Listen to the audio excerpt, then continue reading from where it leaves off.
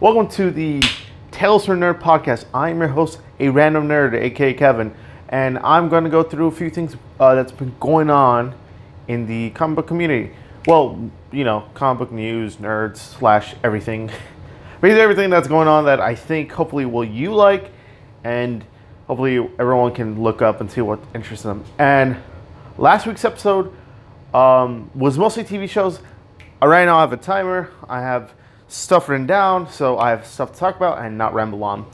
We're going to talk about TV shows first because I'm just going to go through the things first. I made a list. So, okay, we're going to talk about Supergirl.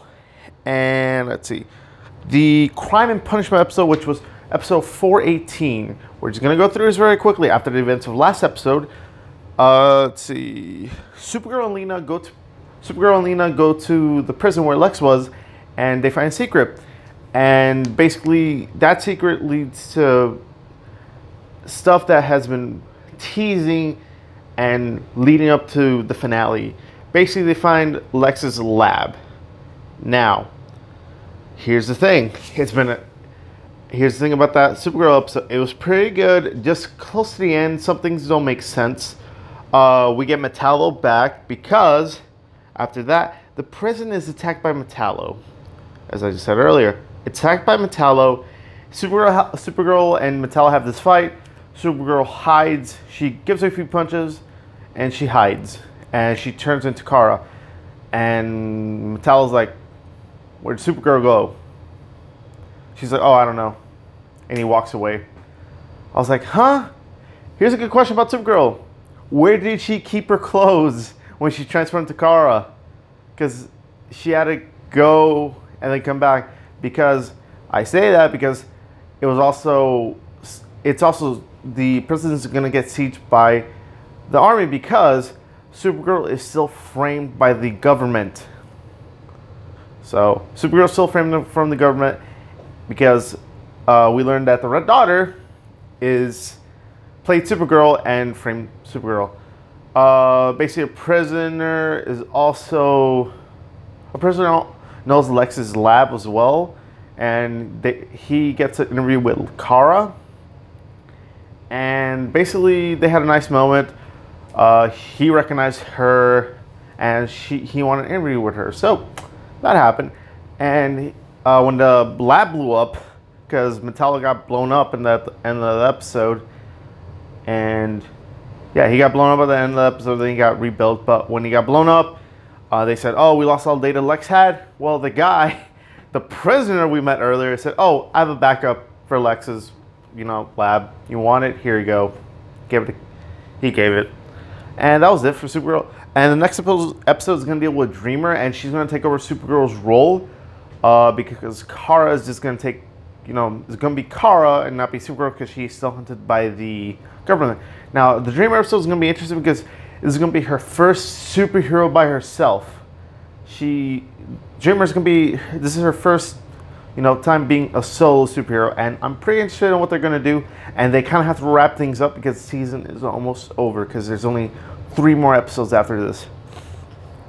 Now we're going to talk about Legends of Tomorrow, which was the Eggplant, the Witch, and the Wardrobe, which basically Ava is taken by Neuron. Neuron is the big bad for this season. They find Sarah, Nora Dark, and Constantine find Ava, but we found out that she's stuck in limbo, like in her own hell. So Sarah has a bright idea to jump into Ava's mind or purgatory and save her. While that happens, Zari, Mick, Mona talk about Nate's and Zari's relationship they've been teasing that this season. It's not the most convincing relationship, but it is a CW show. They always have to have relationships. I think the only one they haven't had a forced relationship is probably Black Lightning. So, yeah. While that happens, Nate also finds out that his father has been building this theme park of creatures because his dad did it because Nate drew it as a kid. Nate went into the place and he ordered it to be destroyed.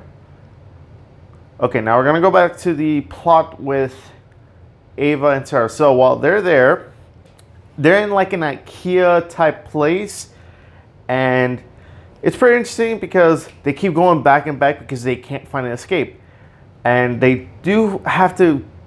For them to escape, they have to, come back into the relationship and fix themselves. Now, it is a good character moment for them because a couple of months ago they broke up. They had a break, and it was pretty serious for Ava, and Sarah took it like pretty easily, in my opinion. But yeah, they take a few trials for them to fix the relationship, which is nice, which is something they should have done probably a little bit earlier, not closer to the end of the season. But character development is plot. Now, after that happens, they do escape eventually because love. Love is the answer. And also, when Nate, basically he said, no, I don't want to destroy my father's building, he goes over there and he stops the destruction of Hank World, which is the theme park that his father was building. So that was cool. The only problem with Legends is it's not a superhero show anymore, unfortunately. And they even mention it in that episode that, oh yeah, we're superheroes. Yet, you don't do superhero stuff anymore. You solve stuff, kind of random. I love Legends, but I'm going to wait for the end of the season to see how the whole season is. So far, it's been pretty weak, in my opinion. We're going to talk about Arrow. So we're going to talk about Arrow really quick, and I got to find it. Arrow, episode 19, season 7, episode 19, aka Spartan. Basically, this was a big Green Lantern tease, in my opinion, because we found out Diggle, the General Diggle was talking to, is John Diggle's stepfather. Now, because of that, a lot of people are speculating on the crossover from last year that in Earth 90, John Diggle is in fact John Diggle Stewart. So that's a nice tidbit. Basically, Felicity gets attacked by the Ninth Circle. Yeah, Felicity gets attacked by the Ninth Circle. Then it's taken her program that she used in the future. I'm also going to talk about the flashbacks in a bit. But so far, Felicity's program's been taken. And basically, John's stepfather comes in, helps his team. They get captured by Dante. Dante tortures them, and Dante tortures Diggle to get information from John's stepfather. And because of that, John's stepfather gave it easily because he loves his stepson. And we also get more information about John Diggle's dad. Because John Diggle thought of him as a hero, but John Diggle's stepfather took the blame. Because during that episode we get revealed that John doesn't like his stepfather as much. But John Diggle's stepfather, he let John have the idea, oh, I was a bad guy and your father was the best, but it's revealed that Diggle's father wasn't the best. And he got himself and his team killed. And Diggle's stepfather is the one who helped the team. Diggle's father's team gets saved. And at the end of the episode, Dante is killed by Emiko, Oliver's stepsister, because during that, they were trying to stop the Ninth Circle. Oliver told Emiko that Dante killed Emiko's mother. Now, Emiko did kill Dante, and we're left hanging, and we'll also reveal that she's the big bad for the season, which I'm not agreeing with because this season's been good, but we should have had a hint of the villain in the very beginning of the season, not this late. I don't like it when shows pull this off because it doesn't make sense story-wise, but we'll see how the rest of the season goes. Now, flash forwards. Basically, what happens is we get more information about I don't think there was a flash forwards. I don't think there was. If there was, then it was Mia and Connor, being better. Actually, Mia is the daughter of Oliver and Felicity. Mia gets to know Connor a little bit better. We also find out that Connor's brother, John Diggle Jr., works for the Slade Army, which, as we know in Legends Season 1, that Slade's Deathstroke's army took over Star City. The only nitpick I have about the season is they reuse the prison set a lot. They kind of have to because it's a set that costs them so much money and they can't, destroy it and put it back. That's really about it for Arrow. Next episode, well, actually, I'll talk about the other episodes, what they're going to hint at. But yeah, we're going to go to Flash. Now, Flash was pretty interesting this week because we finally got confirmation from something we were hinted at the very beginning of season 1. We got hinted of the negative speed force. Now, before I go to negative speed force, I'm going to talk about what happened in this episode. Now, Nora's in the future. She goes to Thawne, and she's trying to go back to the past without Barry knowing. Thawne suggests she goes to negative speed force because it's something Thawne created. She tries but fails. Now, let's see. Iris goes to the future with the help of Ralph. Barry tries to stop. What does he do? What does Barry do? I forgot what Barry does. But Barry does what Barry does.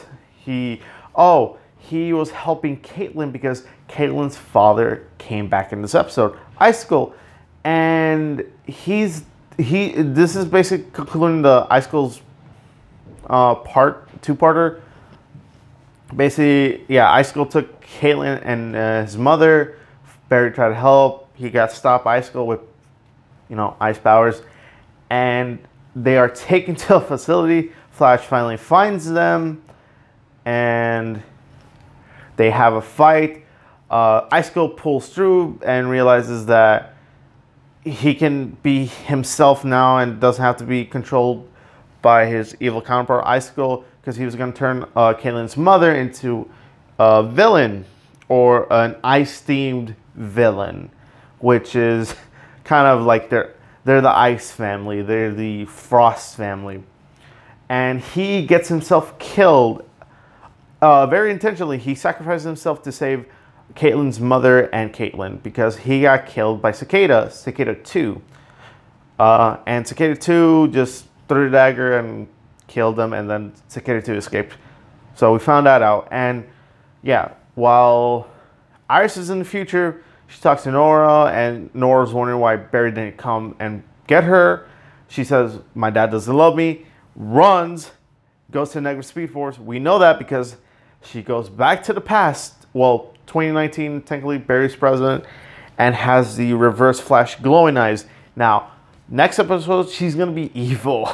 Now, I can't wait because this is going to give her a new dynamic, and eventually she will go back to being a hero. So maybe seeing an episode or two of her being a villain might be interesting. So we're going to see that next week. Now, Arrow. Okay, we're going to talk about Arrow really quick. Arrow, what happens next episode? Oliver gets framed for a crime he's not committing, and Roy Harper is going to come back. So that's next episode of Arrow. And then next episode of Legends. Oh, I forgot to talk about this in Legends. I messed this up so badly. Yes, during that episode, Neuron escapes and goes to Ray, and next episode Ray is on a killing spree. That's basically the synopsis of next episode. Flash, basically, Nora's going evil, and she's hunting up a rogues gallery to do crimes. That's pretty much it.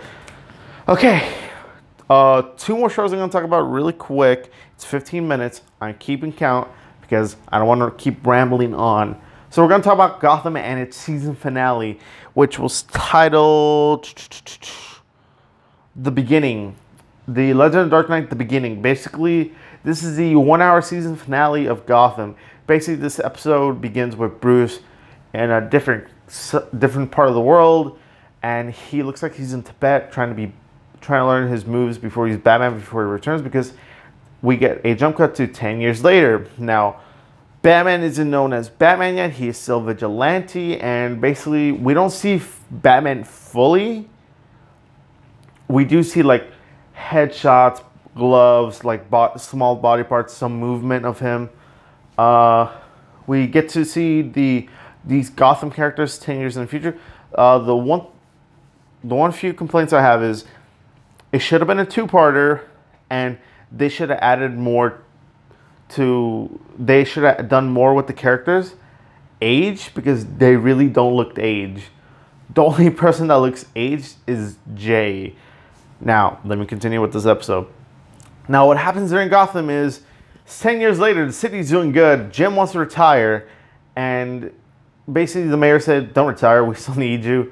He's like, "Oh, okay, I'll stay till Bruce comes back," because basically, Bruce Wayne is building a new Wayne Tower, because after what happened in the No Man's Land, he basically destroyed his own tower and he left Gotham.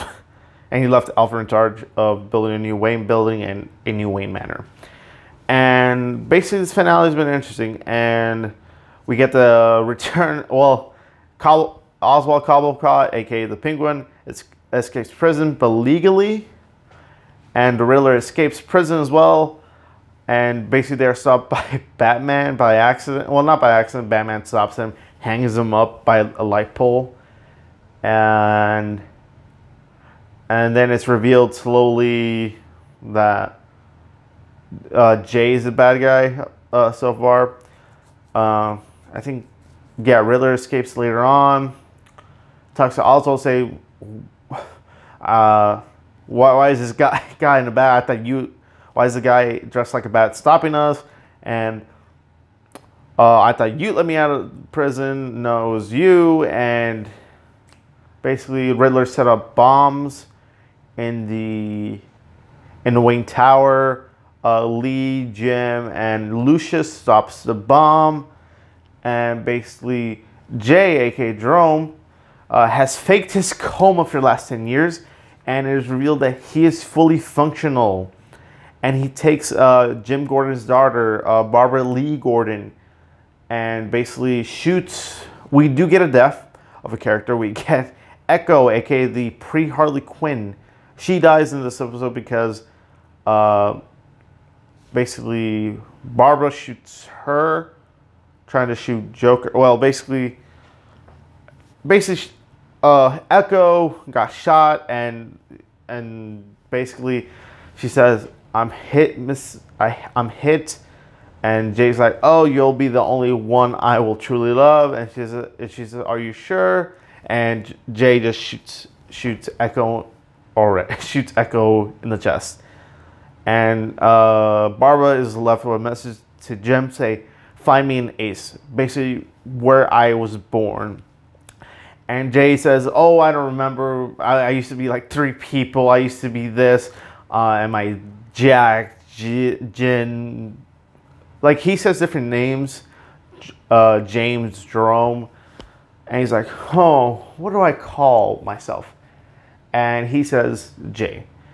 And basically he holds Barbara, basically just like a pulley system, into basically he's gonna try to convert her into, well, Jay's trying to kill Barbara to prove a point to Jim, but it is stopped by Batman. He throws a batarang to Jerome's or Jay's hand.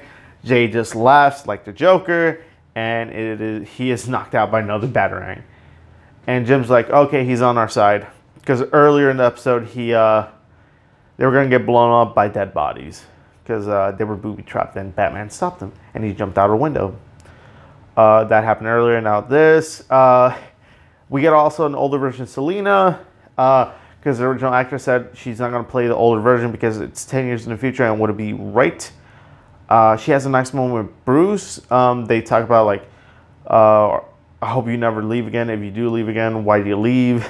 Why did you leave in the first place? You left me alone." And then Bruce is like, well, in his bat costume, says, I'll never leave Gotham again." And he is the Batman, basically. And then at the end of the episode, we get a nice shot of the bat costume with David Masus's CGI face. Now, like I said earlier, Gotham should have been a 2-parter and season finale or series finale than 1 episode, because it felt like 2 episodes in one. If you watch it, it feels a lot of displaced. It's still an okay episode, but it should have been a 2-parter, because there was way too much to explain in the episode, in my opinion. But yeah, for a season finale, series finale, should have been more, in my opinion. I didn't feel like, oh, it's done. It's like, oh my god, it's like it's over, but there's more questions. Because it felt like a pilot for Batman, and I mean, they try to do something that we know we're never gonna see. But for Gotham, it is over. This 5-year road is over, and yeah, we don't know what else. Okay, now we're gonna talk about Supernatural. I forgot to write about Supernatural. Okay, Supernatural. Basically, Jack in the season finale of Supernatural, Mosaic, Jack escapes the angel box. Basically, this angel box can lock you up. You can't escape if you're an archangel. But Jack is not an archangel, and he's a Nephilim, and he's powerful than an angel and a human, so he escapes. And basically, God comes to Castiel saying, I answered your prayer, because earlier in a couple episodes, Castiel prayed to God, and he never came. And God's like, oh, I'm here to answer. Because Jack messes up royally. He says, everyone stop lying, and he makes everyone speak the truth. And it is madness. And God's like, there's a reason why I made people lie. Because if people don't lie, crap is going to hit the basket really bad. And basically people are hitting each other, fighting. There's a lady that steals staples. There are people who admit that they steal food. There's even a joke about Donald Trump releasing his taxes and him conspiring with Russia and China. So that's a bit fun. And God's like, oh, you want everyone to speak the truth? Okay. It's just like that. And Dean's like, I'm going to tell a lie. Oh, okay. I can lie again, so that's good. Jack goes through it. He's like, I don't know. I want to be human again, but I can't. Like, I know what I did is wrong. And I want to move on from this, and he can't. Basically, God says, oh, I have a weapon to destroy Jack. And he's like, oh, yeah, if you use it, if you kill Jack, basically, it's a weapon that if you do something to it, it'll happen to you. So whatever pain you inflict to someone, it'll inflict to you. And basically, Dean's like, yeah, I'm going to go kill Jack. But Sam's like, I hated what Jack did to our mom, but he's still family. No, Dean's like, no, he was family. Whatever this thing is without a soul is not our family. And basically, Sam and God have a talk about, like, this is your story, right? Have you been playing us the whole time? And he's like, like, you guys are my favorite. You're my favorite story. And then we get the final confrontation with Castiel, Jack, Dean, Sam, and God. But before that happens, Castiel and Jack have like a little word to word, and Dean shows up, and Jack pushes Castiel, and then Jack just goes down like he knows he's gonna die, and he's not gonna fight. He puts himself in a position to be executed. Dean is having the trigger right in Jack's face, and God's like, do it, Dean. This is the only way you'll stop him. This is the only way you'll stop him. And Dean's like, I'm not going to do it. I can't. And God's like, no, you better do it. You better do it. I'm like, why? Why? It makes no sense. He's family. We're not going to do it. And God's like, fine, if you don't pay attention, I will kill him. And then Sam and Dean are like, have you been playing us for the last 10 years?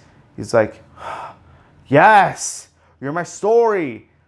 You were supposed to kill Jack like your own son. It was supposed to be the father killing his son, but you're not going to do it. So I'll do it. And he snaps his fingers and kills Jack. And basically Sam tries to shoot God, but basically Sam hurts himself. And God's like, fine, if you don't want to follow my storyline, fine, I will end it. Snaps his fingers. Everything's dark. Sam and Dean like, what the hell? Cassie's looking at Jack's body like, oh no. Jack is sent to the empty. And we're left with Sam, Dean, Castiel trying to defend themselves from zombies, because what God did, he released all the evil in the world. Basically, he released all the souls from hell, and everyone's back on top. And we get a couple callbacks to season 1 villains. Like the pilot episode of Supernatural, there's this like spirit lady that takes over cars. She is back in this episode. So that's a pretty cool callback. And then basically the Reaper meets Jack at the void/darkness and says, we need to talk. And then we're just left for Dean and Castiel defending themselves. Now for his season finale, I thought it was pretty good. And I really can't wait for next season, because next season is the season finale of Supernatural. Now we're going to talk about Doom Patrol. Now Doom Patrol. Oh, that burp. Doom Patrol. Now Doom Patrol is a really good show on DC streaming service. If you have not watched Doom Patrol, I highly suggest you watch Doom Patrol. Basically what happened in this episode was called Doom Patrol Francis. So episode 12 of season 1. Basically Cliff basically goes to his not his friend, basically the guy who took over who took care of his daughter. He died by crocodile. And Cliff goes to the funeral and sees his daughter. He's like, there's my daughter, I'm going to talk to her. And then his daughter gives like a big speech of how the stepdad took care of her. Like he tried his best. Like he stopped his life just to take care of her. And Cliff's like, I can't talk to her. He's the best dad. Even when I was human, I sucked. I was a horrible dad, he says. And you feel the emotion in Cliff, especially when he's like, no, oh. He's like, no, I don't believe this. And he goes with Rita, and basically he's like, oh, because during that speech, the daughter's like, oh yeah, I had a gold watch that said, I got it engraved that said, best personal dad ever. And he was eaten by the crocodile, and I'll never see that watch again because the crocodile has it. And crocodile's name is Francis, so that's where the episode gets its name. And basically, Cliff goes to the swamp. He says, Francis, where are you? I want to, come on, I want to beat you. Come on, Francis, come on, get out. And he never happens. And Rita, because Rita is with him, says, Cliff, just go talk to your daughter. It's like, I don't know what to say to her. He's like, I don't know what to say to her. She can be like, I could be like, oh, I'm your dad, just in a robot body, just his brain. I can't feel anything. I can't do anything emotionally, physically. Well, I could do something emotionally, but I can't do anything physically. That I can't touch, I can't feel. It's like, she won't believe me. And you feel this sad moment with him, and he's just staring upon like, oh, I'll go home. Just Rita, just go home. Go home. I'll work this out. And then at the close, when she leaves, Francis, he's like, what the? Because he could feel the water. Well, he could sense the water because he can't feel it. Well, he could see the water's moving.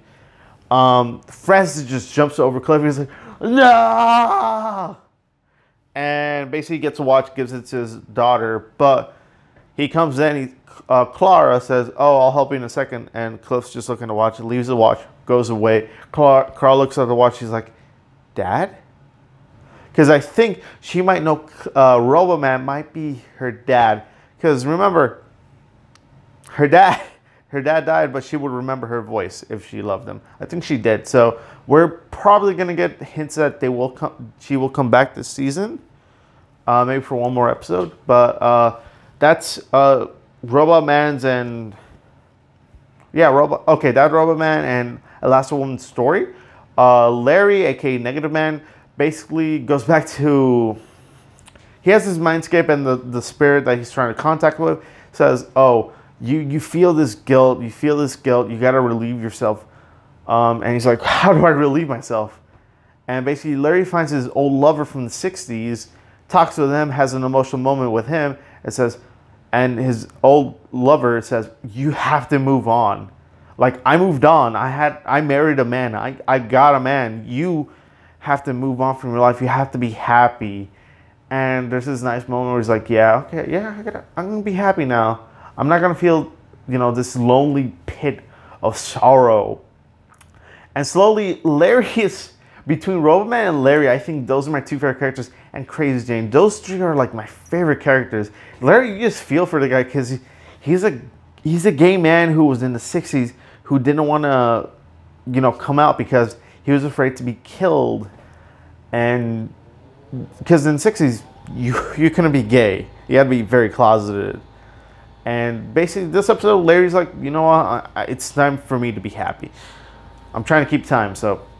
And then Crazy Jane and Cyborg. Basically, Cyborg, after what happened to him, he cuts himself open. He finds out he's starting to become more machine than human, and just worries him. And he's having freakouts. He goes on an adventure with Crazy Jane because they're trying to find more information about Niles. And then they are attacked by the secret shady government that tried to hunt down the Danny the Street that took Larry in the '60s, and that Niles worked with in the 1914s and 1920s. So yeah, and I cannot wait for next episode because it'll deal with Cyborg. Basically, the Doom Patrol have to go save Cyborg from this shady organization. I cannot wait. And then before you ask me, the 30-second teaser they always show, it doesn't give you any idea to like what the episode might happen, because that's how Doom Patrol works. They just give you a trailer. They're like, here, try to guess, because you're not gonna guess how the episode begins or ends. So yeah, Doom Patrol, highly recommended.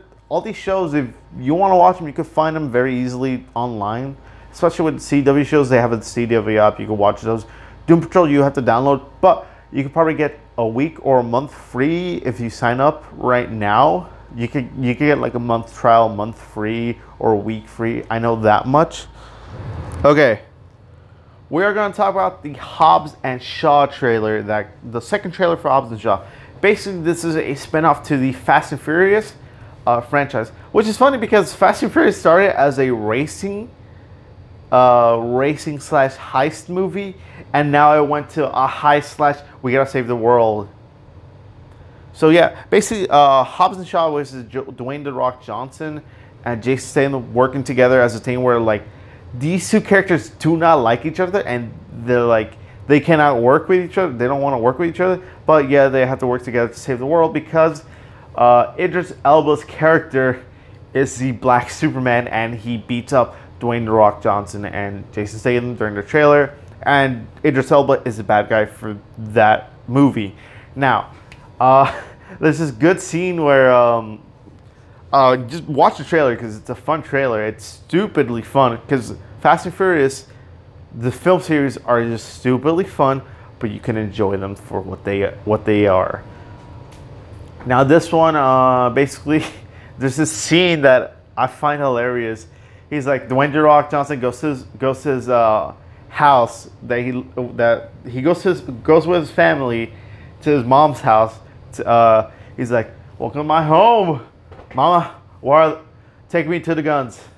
He goes to the guns, and he's like, he's like, Mama, where are my guns? Where are the guns? Like, I don't like the guns, so I threw them away. And Jason Statham's like, yeah, you did a good thing, Mrs. Hobbs. And he's like to his sister, he's like, we're totally screwed. We're totally screwed. And there's this big scene where Dwayne "The Rock" Johnson just performs a Hawaiian dance. He's like, hoo ha ha, hoo ha ha. And they don't fight with guns in that trailer. They're fighting with like sticks and fire. So I really can't wait for this movie. I'm really excited because this will be the first time I see Jason Statham play a larger role. I haven't seen him play in big motion movies in a while. So this will be a good jumping on point for him again as an actor. Because Dwayne "The Rock" Johnson, he makes money. His face can make money, so it doesn't matter for him. Now we're going to talk about Swamp Thing, the new DC streaming show that will be on the DC streaming app. Now, Originally, it was supposed to be 13 episodes. Now it got cut down by 10 because WB said you gotta cut it down by 10 episodes. You gotta be 10 episodes, not 13. Because it was announced it was gonna be 13 episodes. But yeah, the trailer came out, and oh my god, it's basically swamp meets horror plus spirits. Basically, Swamp Thing is a character that is basically a creature that looks like a swamp, but it has the body of a man. He's really tall, and he protects the green. Basically, he protects green, like the swamps, the grass, the trees. He's the protector of the green. And this show is going to be a horror show. But you know why I know that? Because the first episode is directed by James Wan. Now, James Wan is known for directing horror movie stuff. So, I cannot wait for this show to come out. And I think it's coming out in May, so it's coming out pretty soon. Basically, we just see like people getting dysmorphed in the trailer, and people are running scared, and then at the last shot of the trailer, you see Swamp Thing, just his big, brutish green creature pop out of nowhere. I really can't wait for Swamp Thing, and he's a character I really don't know much about, but I am reading him in the Justice League Dark book from DC. So, if you want to know more about Swamp Thing, go read his stuff with Grant Morrison. I think it was Grant Morrison. Basically, in Vertigo, just look up Vertigo, Swamp Thing. You'll get to know more about him. But for me, this would be a good jumping off point for Swamp Thing. I'm reading him in that Justice League Dark book, but I'm gonna try to do more research before the show comes on. Now we're gonna talk about iZombie. Now iZombie is gonna be its 5th and final season. This will be the final adventure with Liv Moore. The man, she's basically a morgue. She works in a morgue. Basically, her thing is she's a zombie. She eats a brain. She gets memories of that person, and she acts like that person throughout the episode and helps solve cases. Now, this is the final season for iZombie. This is one of the DC properties not many people knew about. I did. I watched the first season. I was like, maybe it's not for me. And then I'm like, I'm hooked on the show. It's a very good show. You can watch it on Netflix. It has 4 seasons. I love this show. This show is like comedy / serious / emotion / it's everything basically. It has its moments of comedy, dark, because Liv Moore can be. And here's the thing: the actress is versatile. She could play many different roles, and I really hope she does more things in the future. So this is the 5th final season of iZombie, which comes out back May 2nd, which is this Thursday. So if you want to watch more iZombie, basically iZombie, highly recommend it. Really good. It's on Netflix. If you want to catch on, there you go. Basically, she solves crimes by eating brains. That's all you need to know. Now we're going to talk about Lucifer season 4. Basically, this is weird because at the end of season 3, it got canceled by Fox. It aired the last 2 episodes. It had its season finale, and then it had 2 extra episodes, and Fox released those, and Netflix picked it up. Now, they finished filming, I think, back in December, so they've been editing the episodes and everything, and we got official news that it will be coming out May 8th, which is on a Wednesday, which is very weird for a Netflix show to pop on a Wednesday. I don't think I've seen a show on Netflix pop on a Wednesday. It's always on a Friday. But I really can't wait because Tom Ellis plays a hilarious / charismatic / dickish role as the devil we all know and love. I say that because the show is very fun. It's basically, Lucifer basically is a guy who left hell when like, I don't want to be this evil guy. I'm going to go party in Los Angeles. I'm going to be my own man. I'm going to be my own thing. I don't want to be ruled by my father's whole mission. And yeah, that's basically the show of the basic premise of Lucifer. Now, in the trailer, we get shots of what happened in the season finale, which was Chloe saw Lucifer's face and this is the aftermath, and she deals with like, I don't know if I can trust you, Lucifer. I saw your face. I know you're the real devil. And then we get a Medial coming in saying like, Lucifer, you cannot be with Eve because you already corrupted her and she corrupts you. And then we get a shot of Eve coming in like, hey, Lucifer, come on, party with me. It's like, Lucifer is like, Eve loves me. She loves me who I am. She knows me as me. I don't have to be anyone else. And basically, we're going to get shenanigans for Lucifer Season 4. And I cannot wait for the show to come back because... And what the beautiful thing about that is it's only 10 episodes. So there isn't going to be a lot of filler. Now, there is conflicting rumors that it is going to be like only like 40 minutes. I'm hearing 1 hour. I really hope they stretch out probably 50 minutes. But we'll see on May 8th. Now... Oh, they're creating a Pennyworth TV show on FX. Now, Pennyworth is basically going to be the young adventures of Alfred Pennyworth on his younger years, working for the government. Now, this was joked on in Teen Titans Go, and they made this show for real. Like, why? You don't need to make an Alfred show. In my opinion, you could tease Alfred and oh yeah, like Alfred's like, oh yeah, I did a government thing. I like Alfred as you get hints of his past, but you don't really know his past. Basically, yeah, this is gonna be younger Alfred meeting Thomas Wayne. Thomas Wayne says, oh, I have a mission for you. And I don't think Pennyworth is... I'll try to see Pennyworth, but is it gonna be a show that's gonna last that long? I don't know. We'll see. So I'm iffy about it, but I'll try to check it out more.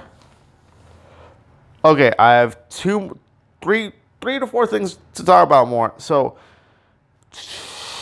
we're going to talk about the Tom and Jerry movie. Now, they have officially casted the first human role, which is Chloe Grace Moretz. Did I get the name right? Yeah, Tom and Jerry. Chloe Grace Moretz as the human person, the human lead of the live-action Tom and Jerry movie. Now, I think she'll be good because she's always been good in her roles. She played Hit Girl. If you don't know who Chloe Grace Moretz is, she played Hit Girl on Kick-Ass 1 and 2, and she's a very good actress. So I can't wait for her to show more of her comedic side because she is funny. We don't get to see a lot of her comedy side, so this probably is a role for her to be more comedic because Tom and Jerry is more comedic than serious. I really hope they don't pull the series like Tom and Jerry, meet Tom and Jerry, the dark, gloomy cat and mouse movie. I really hope they don't do that. I really hope they don't mess up that because they can easily mess it up. Trust me. Any movie studio can mess it up because it... Okay, but yeah, I really can't wait for the Tom and Jerry movie, which I never knew was a thing until I looked up upon it. Basically, they are making a live-action Rugrats movie. Now, they finally found a director for the Rugrats movie, which his name is Helmer David Bowers. Now, if you don't know the name, here's the thing. Here's a movie that you might know he directed. He directed the Diary of the Wimpy Kid movie back a long time ago. Now, I never knew they were making a Rugrats movie. And you know what? Is it going to be... Here's my question for the Rugrats movie. Is it going to be... if it's going to be live action, is it going to be the babies or when they're in their preteens? Or is it like when they're in middle school? I really hope they decide who it's going to be. Babies, middle school, or preteens. So, I don't have any more information about that. But... it's a movie I will try to keep on about. So, this is the big one. This is the big kahuna. The big slap in the face. This is the emotion-filled. This is the best MCU movie, in my opinion. Avengers Endgame. Now, Avengers Endgame basically is, after the events of Infinity War, our heroes have to deal with the aftermath of the snap. And our heroes are changed forever because they saw their friends die right in front of them. and they have no proper answer of like where they went, how it's going, and basically they have to explain to the world what happened. Now, I've seen the movie twice. Let me say, it is the last 40 minutes is so emotional. It is Easter egg galore in that, and I cried twice in that movie. Seen it, I saw the movie twice. I cried twice. I don't care. I wasn't the only one who cried for that movie. Now, there's a lot of Easter eggs, and I'm gonna make Endgame its own thing because it deserves its own thing. Because it's a culmination. It's a universe of build-up of 22 films, and I will talk about it later. But here's the thing: watch it. Here's the thing: it made over $1.2 billion in its opening week. Now, it beat any record of movies. It's that good. And here's the thing: some movie theaters sold out so quick, they had to open more time slots for the films. You know how I know that? Because I spoke to my local theater. Because I was trying to get tickets for Thursday, and I couldn't. So, yeah, and the theater I went to for the first showing was really full. The second one wasn't too full because it was the front row. Nobody wants to be in the front row. But yeah, this movie is slow in the beginning, but it is so worth the payoff. Because here's the thing: the Infinity War was Thanos' movie, and it was more action-packed. This one is the Avengers movie. This one is going to be like, okay, it has to take time for the action, because we had action, like we had story, action, story, action, story, action. And this one is just story, slow building. And you know what? The slow building is good because it's characters we've gotten to know for the last 11 years. And let me say this: it's a movie you have to see. I've seen it twice. It is well worth 2 tickets. Trust me. And the last 40 minutes is just beautiful, and it's very emotional. Now, do I suggest you watch it without... Here's the thing: you don't have to know anything of the MCU. Just watch the film. But if you want to know, there's only a few movies you need to watch before Endgame, if you haven't seen it yet, is Captain America Civil War,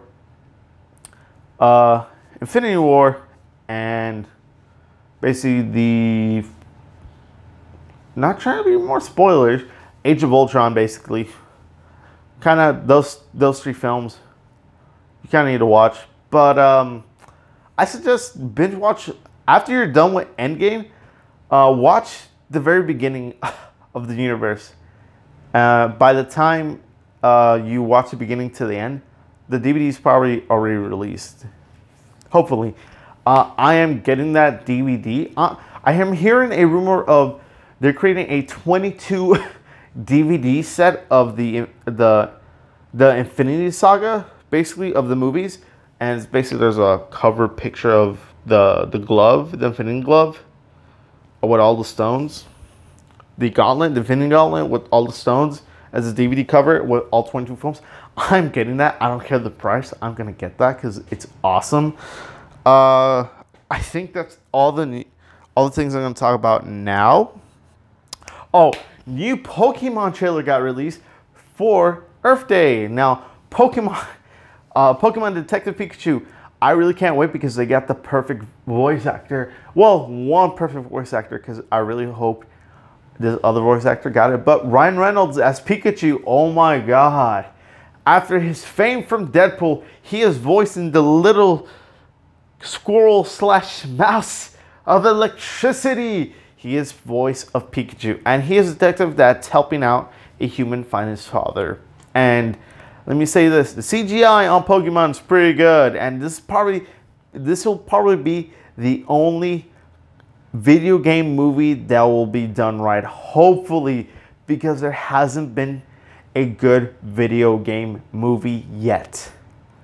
Name one that's really good, because you can't. And don't say it was the Lara Croft movie, because it wasn't that good either. You can't say Assassin's Creed because it wasn't that good either. Here's the thing: I like Resident Evil, the movies, but they were not good Resident Evil movie adaptations. The Super Mario Brothers movie sucks too. So hopefully this one, hopefully we get to see more Pokemon, because in trailer we get more Pokemon in there. We got what do we get?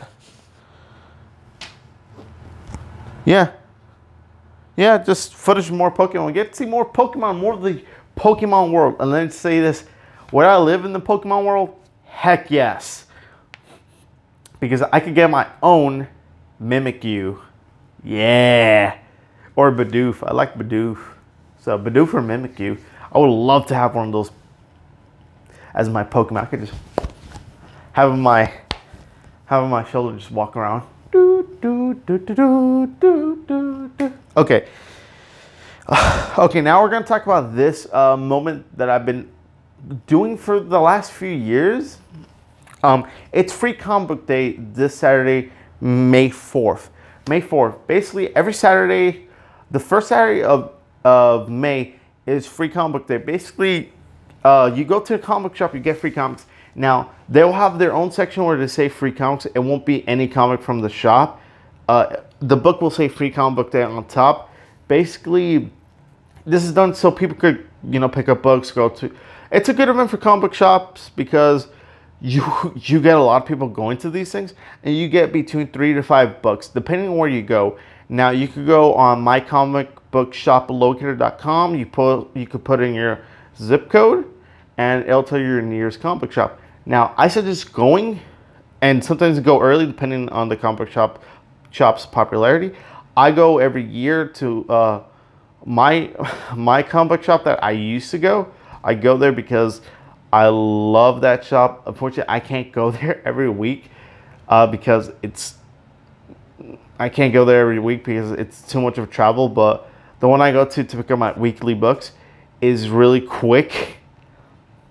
It's just a quick train ride, and it's really close to work.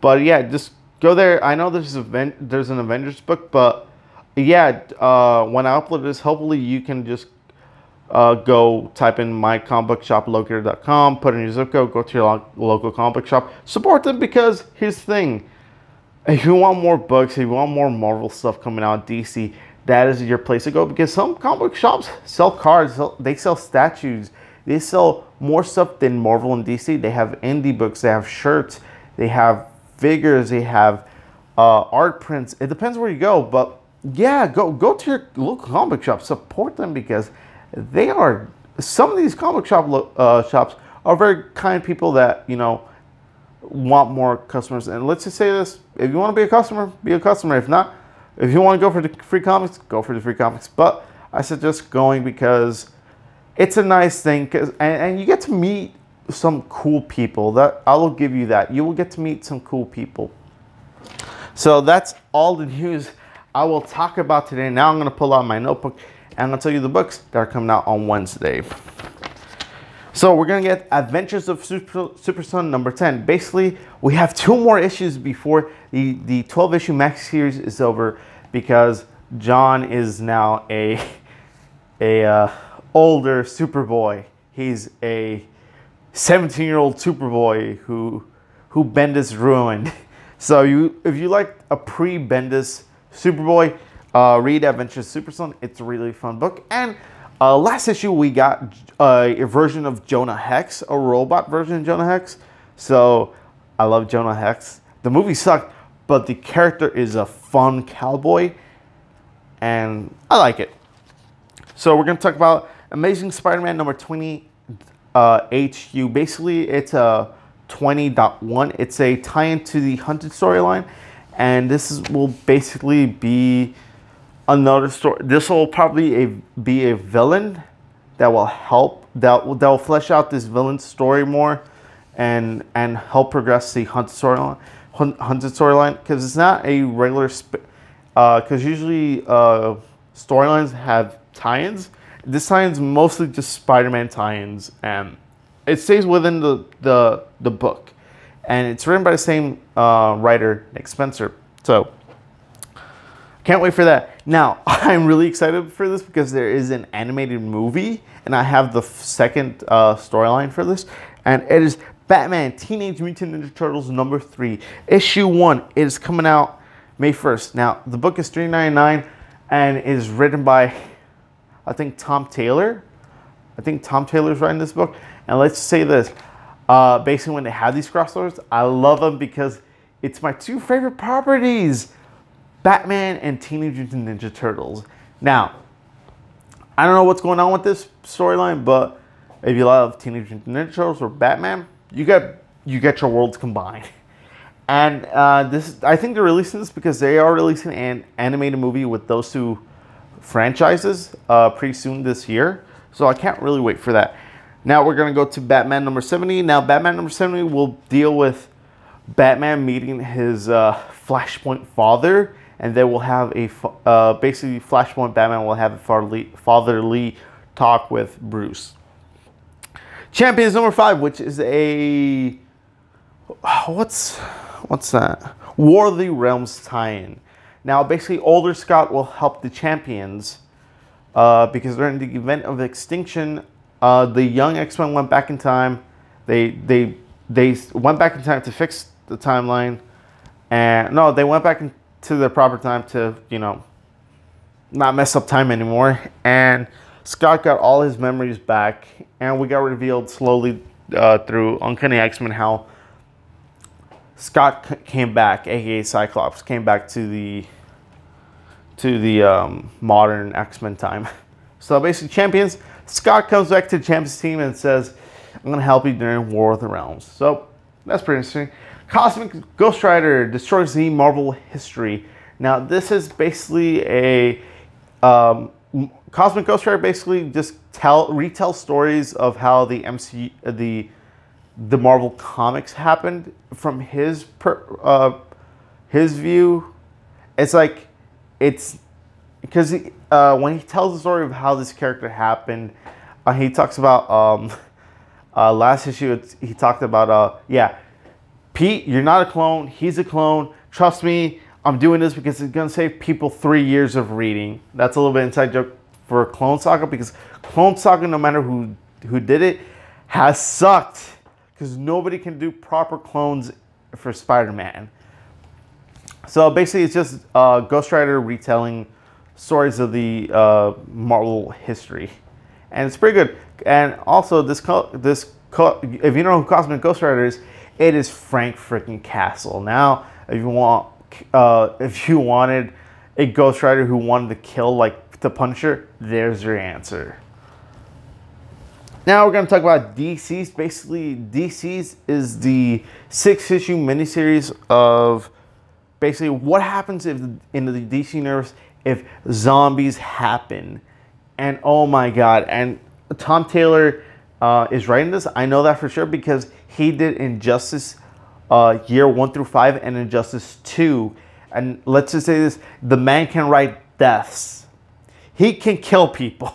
He knows how to kill people in comics. So, oh, I cannot wait for that book to come out. Now we're going to get DC Years of the Villain. Basically, this book is only going to be 25 cents. And basically, it's going to lead up to this year's build-up of villains. Because in Justice League, we're going to get a whole... This next storyline after the Dimension 6 will deal with just the villains and basically the Batman Who Laughs and Lex Luthor, Cheetah, Gorilla Grodd. It's going to deal with the villains basically, and I really can't wait. Now we're going to get Dead Man Logan number 7. Basically, this book is Dead Man Logan is trying to stop the future from happening. Well, he's trying to stop his version of the future happening and he's dying basically after I haven't read that part yet. I'm still catching up on my books, but basically this will be the end for Old Man Logan. This will be his death. It's a 12-issue series.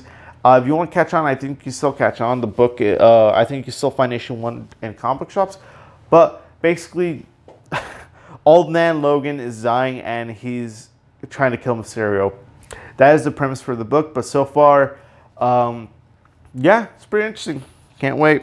Now we're gonna get Deadpool number 12. I think it's also a tie-in to War of the Realms. I don't think it is, but Scotty Young is. No, is it Scotty Young? But it's Deadpool basically. Deadpool. That's all I gotta tell you on. Deathstroke's number 43, which is dealing with the Terminus agenda. Terminus agenda basically is dealing with what happened. Deathstroke got caught by Damian. Deathstroke escaped, and I know from last issue he told Damian that from the whole storyline that, oh yeah, you're gonna kill me, Robin. You're gonna kill me. So Deathstroke, he's a sadistic bastard, but I love him. We're gonna talk about Green Lantern number 7 by Grant Morrison, and let me say this. First issue was like freaky good, and then I slowly I'm not interested. Now it's picking right back up. We got revealed that Hal is on a mission to see who is the spy for the Lantern Corps, I think. And basically he faked his friend's death, and now his friend tried to save Hal, and basically Hal's like, dude, you shouldn't have come. Now you messed up everything. Now I gotta stop all this.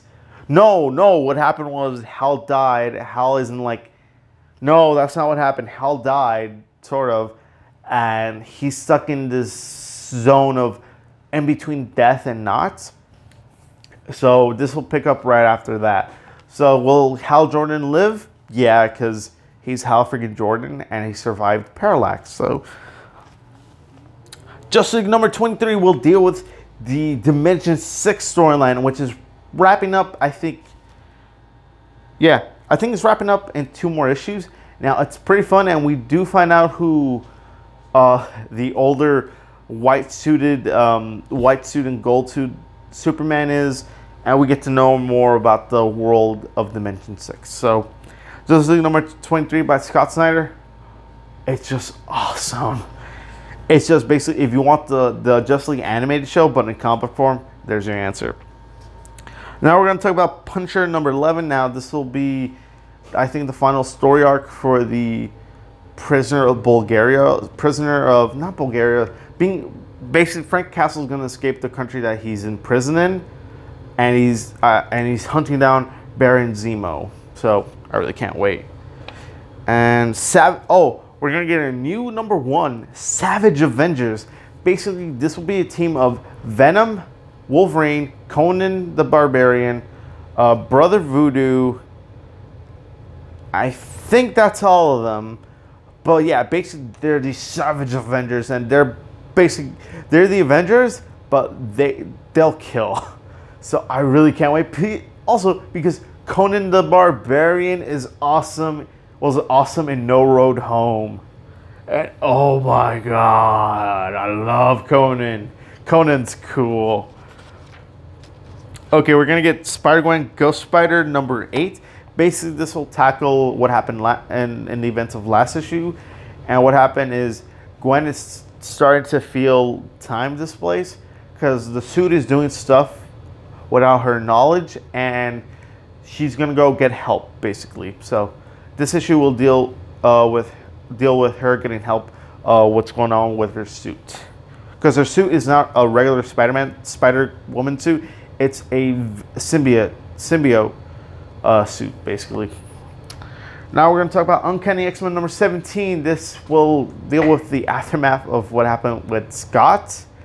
He lost an eye last issue, and Captain America told him, if you need help, I'll help you, but if you mess up, I have to take you in. I think that's what happened.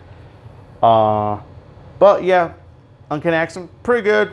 It's the same writer who's doing, Matthew Rosenberg is writing this and Punisher, so I'm loving both of them. So I love both books, so pretty good. Now we're going to talk about War of the Realms number 3. I read War of the Realms number 1, and oh my god, Loki died, but he's going to get his own book later on this summer. So is Loki dead?